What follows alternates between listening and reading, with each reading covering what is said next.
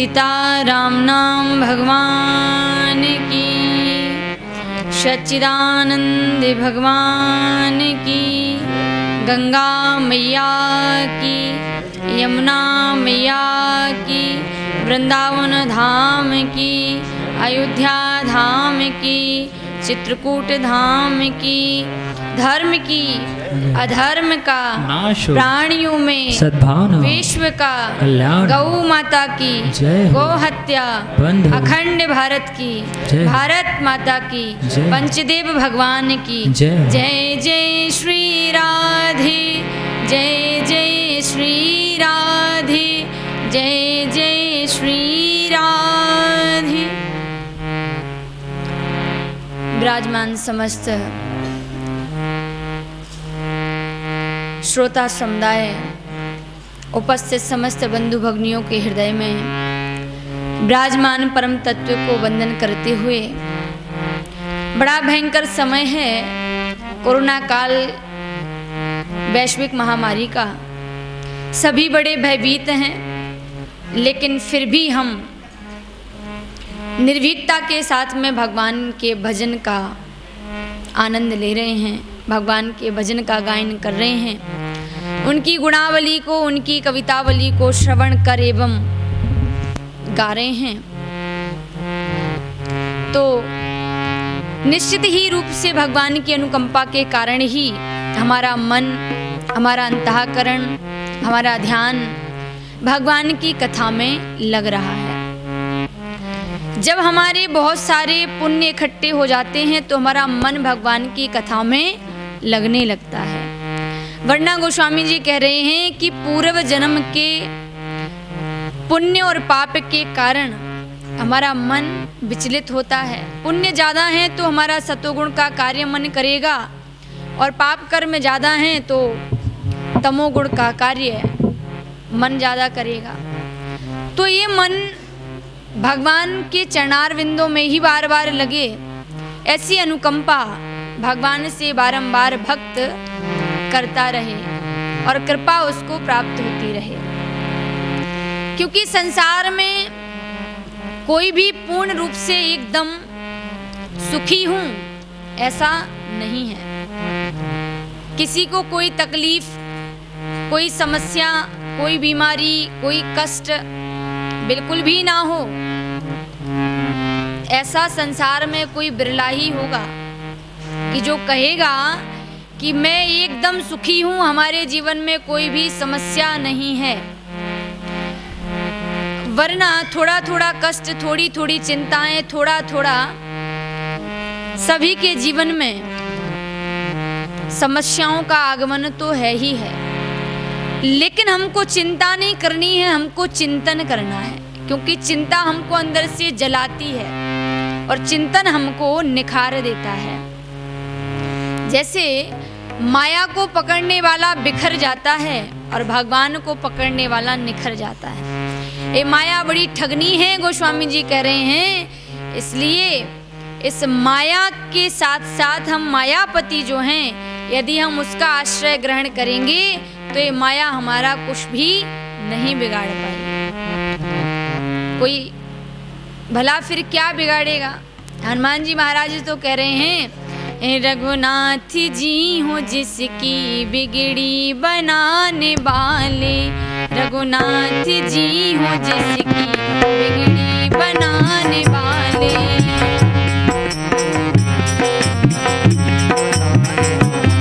रघुनाथ जी हो जिसकी बिगड़ी बनाने वाले, रघुनाथ जी हो जिसकी बिगड़ी बनाने वाले, रघुनाथ जी हो जिसकी है, रघुनाथ जी हो जिसकी बिगड़ी बनाने वाले, फिर क्या बिगाड़ सकते उसका जमाने वाले, बिगड़ी बनाने वाले, फिर क्या बिगाड़ सकते उसका जमाने वाले,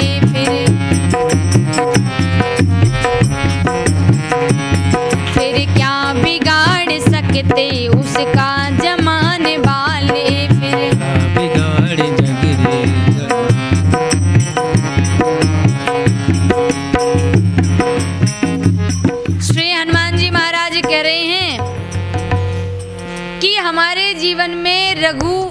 रघुवर के नाम की प्रधानता है। और रघुवर के नाम की प्रधानता के कारण हमको कोई भी भय नहीं है, क्योंकि रघु माने होता है पति यानी जीव, और वर माने होता है पति। जो जीवों के चराचर मात्र श्रेष्ठ स्वामी हैं, पति हैं, वो तो हमारे रघुनाथ जी हैं, हमारे स्वामी हैं, हमारे रघुवर हैं।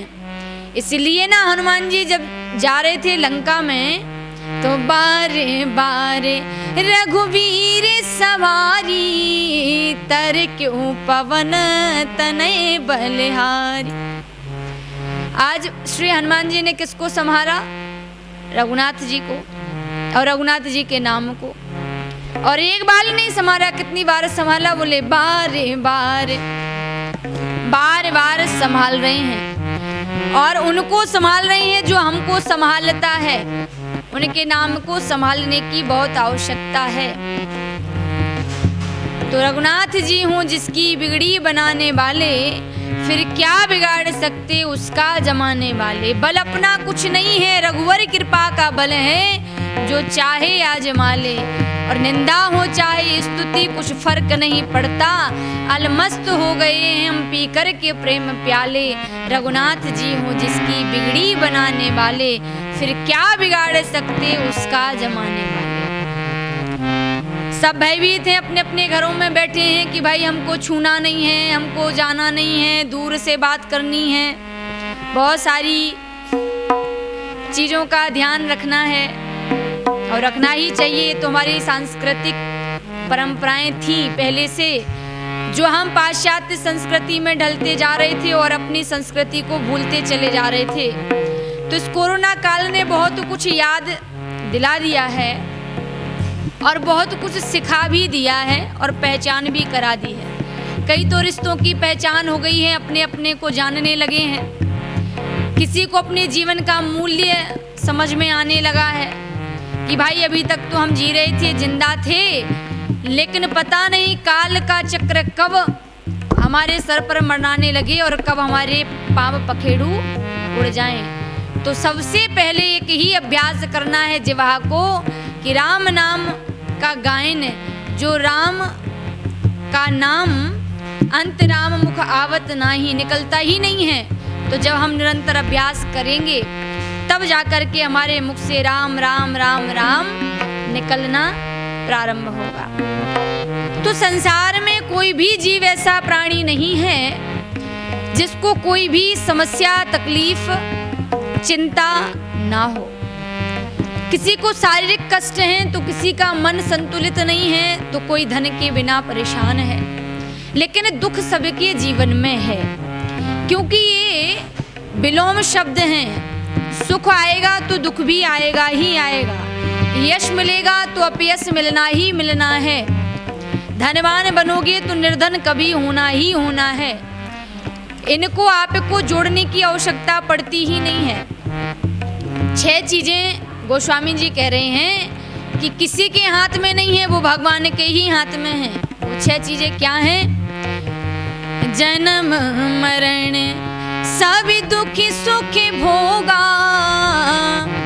हानि लाभ प्रिय मिलन वियोगा, काले करम बस होई गुसाई, बर बस रात दिवस की नाही। 6 चीजें क्या हैं? जन्म और मृत्यु, यश और अपयश यानी हानि और लाभ, फिर मिलना और बिछुड़ना। ये 6 चीजें किसके हाथ में है? भगवान के विधाता के हाथ में है। महाराज दशरथ भी कह रहे हैं श्री राघवेंद्र को जब बन जाना है, उस समय बड़े धर्म संकट में हैं। रघुकुल नंदन श्री राघवेंद्र वन की ओर प्रस्थान कर रहे हैं। भाव विवल दशा है श्री दशरथ जी की। तो अपने आप को समझाने की कोशिश भी कर रहे हैं, लेकिन समझा नहीं पा रहे हैं, क्योंकि पुत्र का मोह ऐसा होता ही है। पुत्रेष्णा बहुत भयंकर गलानी में डाल देने वाली भी होती है कभी कभी, और इन इष्णाओं से कोई बच नहीं सका है। सुतवित नारी इष्णा तीनी, त्याग सकहें सो त्यागे रे। कोई नहीं इन इष्णाओं से बचा है। तो कोई तन दुखी, कोई मन दुखी, कोई धन बिन रहते उदास, थोड़े थोड़े सब दुखी, सुखी राम के दास। थोड़ी थोड़ी चिंता, थोड़ा थोड़ा कष्ट सबको है, लेकिन भगवान के नाम का गायन करने के बाद में जो 3 प्रकार के ताप हैं, यह आध्यात्मिक ताप, आदि दैविक ताप और आदि भौतिक ताप, इन तीनों तापों को नष्ट विनष्ट करने की सामर्थ्यता है, तो वो भगवान के नाम के प्रभाव में है। गोस्वामी जी ने देखा जगत में कोई भी सुखी नहीं है। देही के देवी के भौतिक ताप, धनवान सुखी, धनवान कहें सुख राजा को भारी। दिन से पूछा आप सुखी हैं? तो दिन ने कहा मैं सुखी नहीं हूँ, जो मेरे से बड़े हैं, जो धनवान हैं, वो सुखी होंगे। तो धनवान से जाके पूछा कि आप सुखी हैं, आपको कोई कष्ट, कोई चिंता, कोई पीड़ा तो नहीं है? धनवान ने भी कहा महाराज मैं सुखी नहीं हूँ। फिर सुखी कौन है? धनवान कहें सुख राजा को भारी, जो मेरे से बड़े हैं, राजा हैं, जो प्रजा का संरक्षण करते हैं, वो सुखी होंगे। राजा से जाकर के पूछा कि आप सुखी हैं? राजा ने भी कहा महाराज मैं भी सुखी नहीं हूँ। तो राजा कहें महाराजा सुखी, मेरे से बड़े हैं वो सुखी होंगे, उनसे जाकर के पूछना। अब महाराजा के पास पहुंचे, उनको भी प्रणाम किया, पूछा कि भैया आप सुखी हैं? तो महाराजा कहें सुख ब्रह्मा को भारी, बोले मैं सुखी नहीं हूँ, जो 4 मुख वाले चतुरानन हैं, सृष्टि का विस्तार जिन्होंने किया, रचना की, वो सुखी होंगे। तो उनके पास जाके पूछा, तो उन्होंने भी मुंह लटका लिया, महाराज हम भी सुखी नहीं हैं। बोले पालन पोषण करने वाले जो हैं वो देव विष्णु सुखी होंगे। तो उनके पास भी पहुंचे, तो ब्रह्मा कहें सुख विष्णु को भारी, विष्णु कहें सुख चतुरानन को।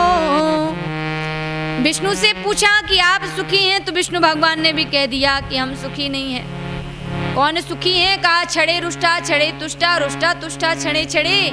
जो भगवान शिव हैं, संहार करने वाले देवता हैं, पल भर में प्रसन्न हो जाते हैं, पल भर में क्रोध में आ जाते हैं, थोड़ी भक्ति कर लो तो सर्वस्व दे देते हैं, ऐसे भगवान शिव सुखी होंगे। तो जाकर के पूछा, भगवान शंकर ने भी कह दिया महाराज हम भी सुखी नहीं हैं, क्योंकि हम भी राम राम राम राम गायन करते हैं, स्मरण करते हैं, तभी हम सुखी रहते हैं। तो गोस्वामी जी ने सोचा कि जब दीन सुखी नहीं है, धनवान सुखी नहीं है, राजा सुखी नहीं है, महाराजा सुखी नहीं है, ब्रह्मा सुखी नहीं है, विष्णु सुखी नहीं है, और तो और भगवान शंकर भी सुखी नहीं है, तो तुलसीदास विचार करे हरि, हरि भगति बिना सब जीव दुखारी, हरि भगति बिना सब जीव दुखारी। देखो ये भैया लोग कवर्धा से आए थे दर्शन करने और बोले फंस गए हम आवड़ में।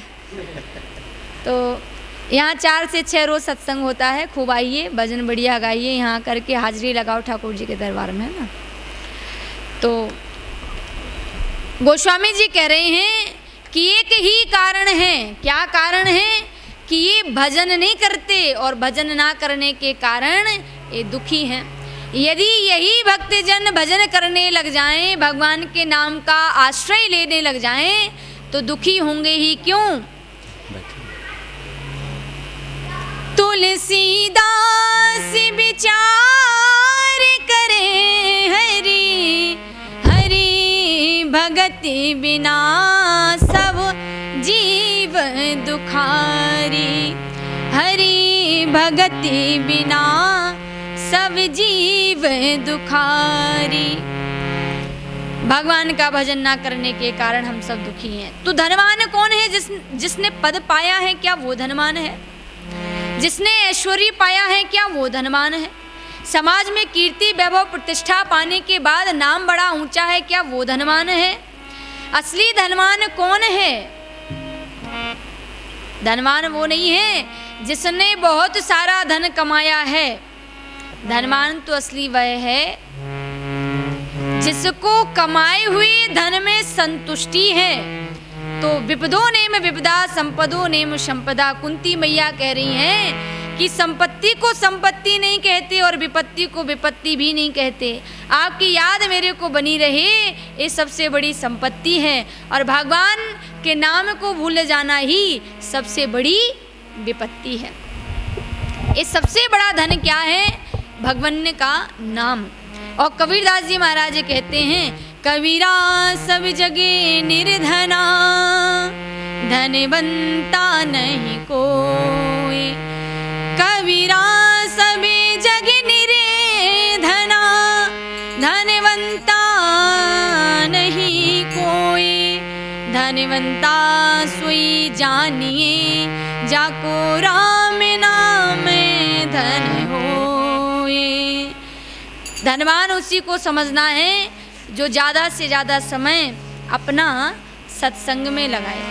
भगवान कह रहे हैं, देखिए हमने 24 घंटे दिए हैं आपको, आप 12 घंटे संसार को दे दीजिए। 12 घंटे आप संसार को दे दीजिए, तो 12 घंटे भजन कर पाएंगे क्या? नहीं कर पाएंगे। अब आप कहेंगे कि हमको खाना भी है, सोना भी है, काम भी करना बहुत सारा, तब फिर क्या करें? कहा 8 घंटे आप सो लीजिए।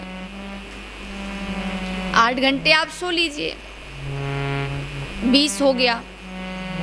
12 घंटे आपने संसार को दे दिए, 8 घंटे आपने सो भी लिया, 20 हो गया। आप 24 से 4 घंटे और बचे हैं। 4 घंटे भजन कर पाएंगे क्या? बोले महाराज हमको 10 मिनट भजन करने में नींद आती है, 4 घंटे तो बहुत बड़ी बात है। तो फिर क्या किया जाए?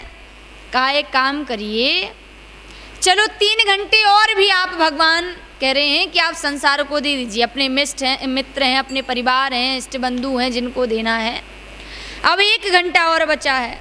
1 घंटे में भी आपको बड़ी आफत लगती है भजन पूजन ध्यान लगाने में, तो ज़्यादा नहीं, 1 घड़ी आधी घड़ी आधियों में पुनियाद, थोड़ा सा यानी 5 मिनट का समय भी यदि आप ठाकुर जी के लिए निकालते हैं तो समझिए वही जीवन के असली क्षण हैं जिनको आप जी रहे हैं। बाकी तो सारे पल यानी समय, वो घंटे आपके व्यर्थ में ही गए हैं, कमाने और खाने में ही गए हैं, संजोने में ही गए हैं। लेकिन फिर हमने संजोया तो खूब है, तो क्या हमने रखा पाया? बताइए। धन, विश्वास और ज्ञान, 3 बहुत अच्छे मित्र थे, बहुत घनिष्ठता थी। तो अब जाने की अपनी अपनी बारी आई, जाने लगे, तीनों मित्र अलग होने लगे। और जब अलग होने लगे तो तीनों के प्रेम में बड़ी प्रगाढ़ता थी। तो कहा कि भैया आप जा तो रहे हो छोड़ करके, लेकिन मिलोगे कहाँ पर? अपना अपना ठिकाना भी तो बताते जाइए। कभी बिछुड़ गए हम और हमको एक दूसरे से मिलने की लालसा उत्पन्न होने लगी, तो हम कहाँ मिलेंगे? तो धन ने कहा कि जो बड़े धनाढ्य हैं उनके यहाँ पर मिलूँगा। ज्ञान ने कहा जो विद्वान हैं, मानस मनीषी हैं, मर्मज्ञ हैं, पुस्तकालय हैं, उनके पास जा कर के मिलूँगा। विश्वास कोने में बैठ कर के रोदन कर रहा था, रो रहा था। उससे जा कर के पूछा, भैया तुम क्यों रो रहे हो? बताओगे नहीं, कहाँ मिलोगे? तो विश्वास ने कहा कि भैया एक बार यदि मैं चला गया ना तो फिर मैं मिलूँगा नहीं। और वही विश्वास के साथ में जब हम कथा को सुनते हैं तो वह कथा हमारे हृदय में प्रकट हो जाती है, भगवान का प्राकट्य हो जाता है हृदय में।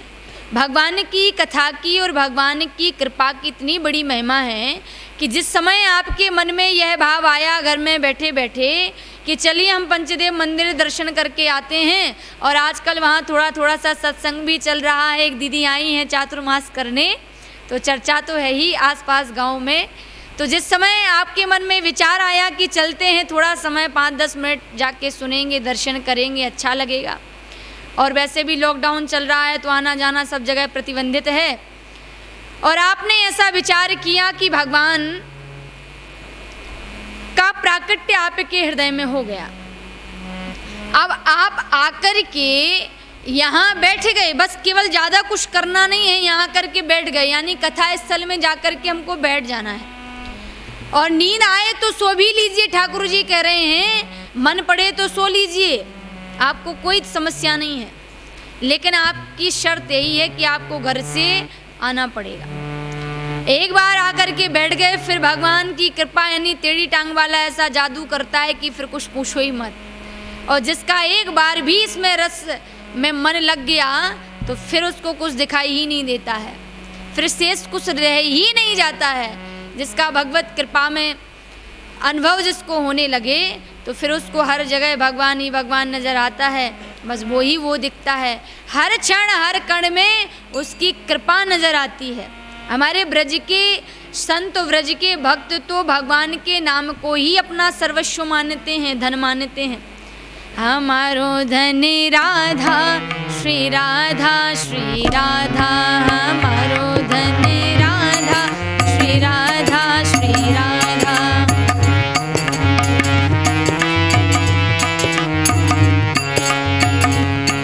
हमारो धन राधा श्री राधा, श्री राधा, हमारो धन राधा श्री, सभी गाएं। परम धन राधा राधा राधा राधा राधा, परम धन राधा राधा राधा राधा राधा, जीवन धन राधा श्री राधा, श्री राधा, जीवन धन राधा श्री राधा, श्री राधा।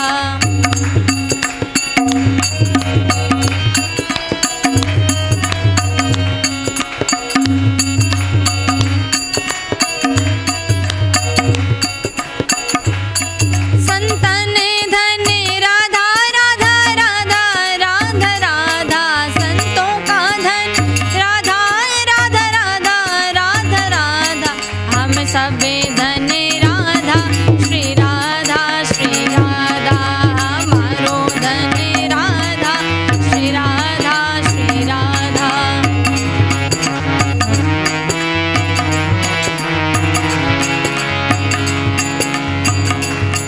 हमारो धन राधा श्री राधा, श्री राधा, हमारो धन राधा श्री राधा, जीवन धन राधा राधा राधा राधा राधा, जीवन धन राधा राधा राधा, हमारो धन राधा श्री राधा, श्री राधा, हमारो धन, हमारो धन राधा श्री राधा, श्री राधा, हमारो धन। परम धन राधा राधा राधा राधा राधा, परम धन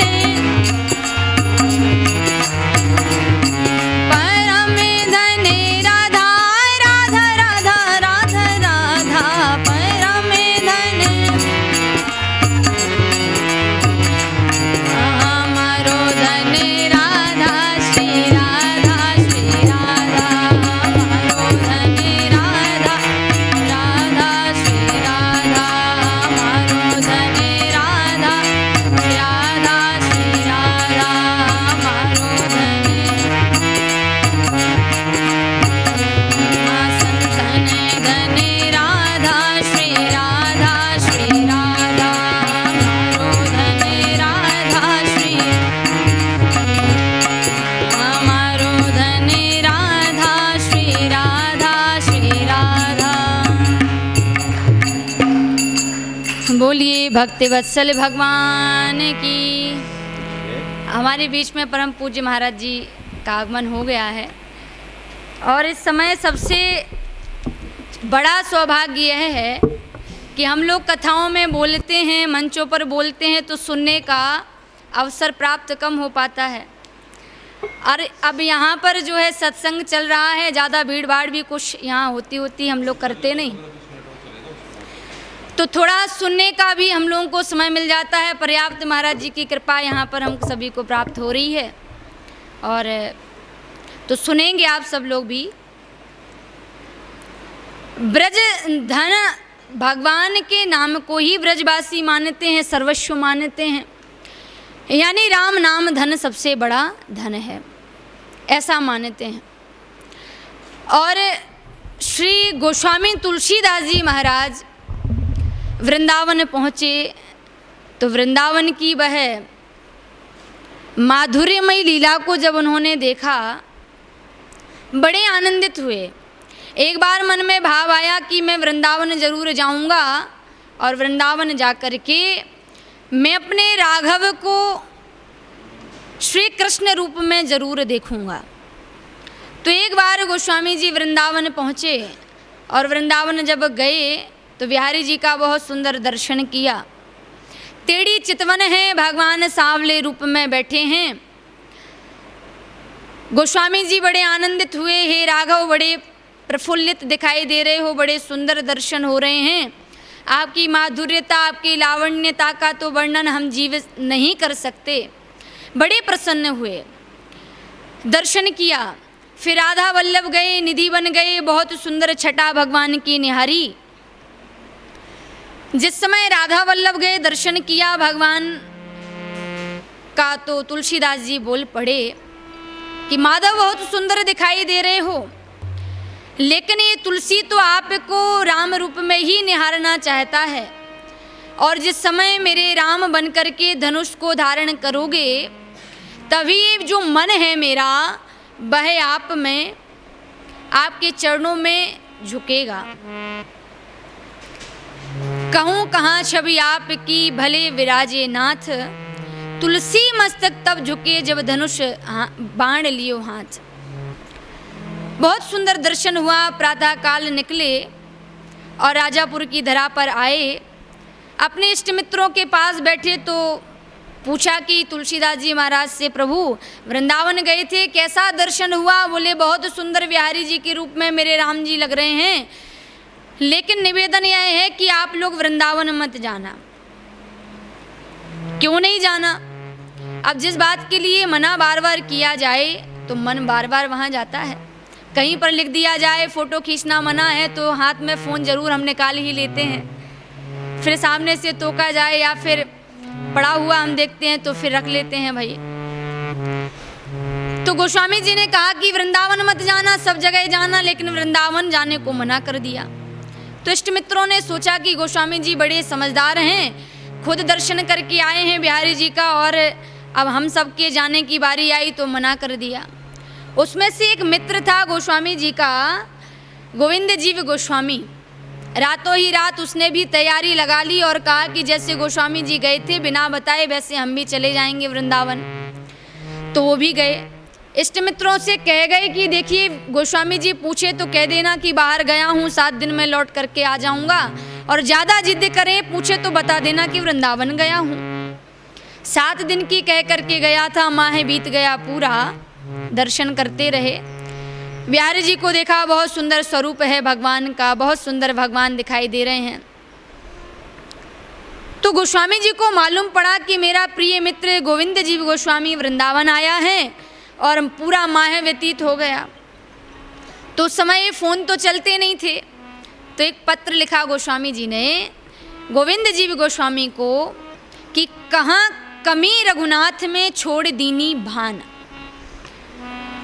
गोविंद जीव गोस्वामी, मेरे राम जी में क्या कमी थी जो तुमने राम जी को छोड़ करके राजापुर की धरती राघव का दर्शन ना करने के बाद तुम जो है वहाँ वृंदावन गए और आने का नाम ही नहीं ले रहे हो। कहाँ कमी रघुनाथ में छोड़ दीनी भान। तो 1 माह बाद जब पत्र मिला गोविंद जीव गोस्वामी को, तो उन्होंने कहा कि तुलसीदास जी कोई कमी नहीं है रघुनाथ जी में, लेकिन जब मैं बिहारी जी का दर्शन करता हूँ, श्री योगेश्वर के रूप में राम का दर्शन करता हूँ कृष्ण रूप में, तो मन मेरो पागल भयो सुन मुरली की तान, और कोई कमी नहीं है। तो भगवान का देखना मधुर है, भगवान का चलना मधुर है, भगवान के नेत्र मधुर हैं, भगवान का गाना मधुर है, उठना मधुर है, बैठना मधुर है, भगवान के सारे कार्य बहुत सुंदर माधुर्यता, लावण्यता, सौंदर्यता से परिपूर्ण है। सूरदास जी महाराज तो नित्य जाते थे बिहारी जी का दर्शन करने के लिए, और वो भी लालटेन लेकर के जाते थे। गोसाइयों को बड़ा परेशान करते थे, अभी मुकुट अच्छा नहीं लगाया है, अभी बिहारी जी को वस्त्र अच्छे नहीं पहनाए हैं, अभी थोड़ा श्रृंगार में कमी रह गई है, बहुत परेशान करते थे सूरदास जी महाराज। तो रोज रोज परेशान हो जाते थे गोसाई जो सेवादार हैं बिहारी जी के मंदिर के, एक कैसे बाबा हैं, आंखें तो इनकी है नहीं, और ये हमको रोज रोज परेशान करने आ जाते हैं। तो गोसाइयों ने कहा, रे सूरदास, दिखाई भी देता है कि ऐसे आ जाते हो परेशान करने, और तुम तो अंधे हो। तो सूरदास जी महाराज ने भी कह दिया, मैं जानता हूँ मैं अंधा हूँ, मेरी आंखें नहीं हैं, मैं देख नहीं सकता हूँ, लेकिन जिस बिहारी जी के दर्शन करने में रोज आता हूँ, क्या वो भी अंधा है? मैं नहीं देख सकता तो क्या हुआ, लेकिन वो तो मुझे देख सकते हैं ना। तो गोसाइयों ने देखा कि आज तो मैं परीक्षण लूंगा कि इनको दिखाई भी देते हैं भगवान की, ऐसे ही आ जाते हैं रोज परेशान करने। तो एक दिन रोज श्रृंगार कराते थे, नए नए वस्त्र पहनाते थे, बहुत सुंदर सुसज्जित करते थे पुष्पमणि मालाओं से, और आज तो बिना श्रृंगार के, बिना वस्त्रों के ही बिठा दिया। और गोसाइयों ने कहा कि सूरदास को, बाबा दिखाई दे रहे हैं? बोले हाँ बाबा, बहुत सुंदर दिख रहे हैं। कैसो श्रृंगार है, बड़ो चोखो दिखे लाला, बहुत सुंदर अच्छा श्रृंगार है। तो क्या पहना? तो ठहाका मार के हंसने लगे सूरदास जी। और जब हंसे तो गोसाइयों को शंका हो गई कि ऐसा लगता है कि बाबा के कान में किसी ने बता दिया है कि आज तो हम वस्त्र ही पहनाना भूल गए। तो और पूछने लगे, हाँ हाँ बाबा बताओ ना, कैसे हैं लाला, कैसे दिख रहे हैं और कैसा श्रृंगार है? तो सूरदास जी ने गाना शुरू कर दिया, आज हरि देखे नंगा में नंगा, आज हरि देखे नंगा में नंगा, आज हरि देखे नंगा में नंगा।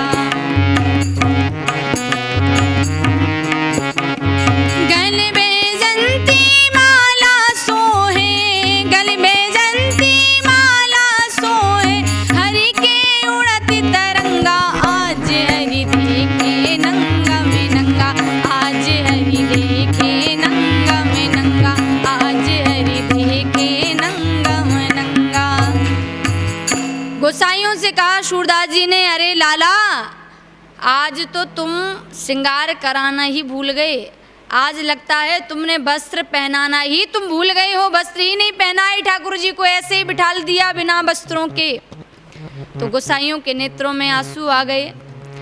आज तो हमने ऐसे भक्त की भक्ति पर शंका की है, ऐसी भक्त की भक्ति पर संदेह किया है, जिसके नेत्र बाहर के भले ही नहीं है, लेकिन अंदर के नेत्र से भगवान जिनको दर्शन देते हैं। यही प्रश्न किया था विदुरानी ने विदुर जी से। जब भगवान द्वारिका से हस्तिनापुर में आने वाले थे तो पर्णकुटी में निवास करने लगे विदुर जी सुलभा के साथ में। दुर्योधन ने मंत्री पद से निकाल दिया।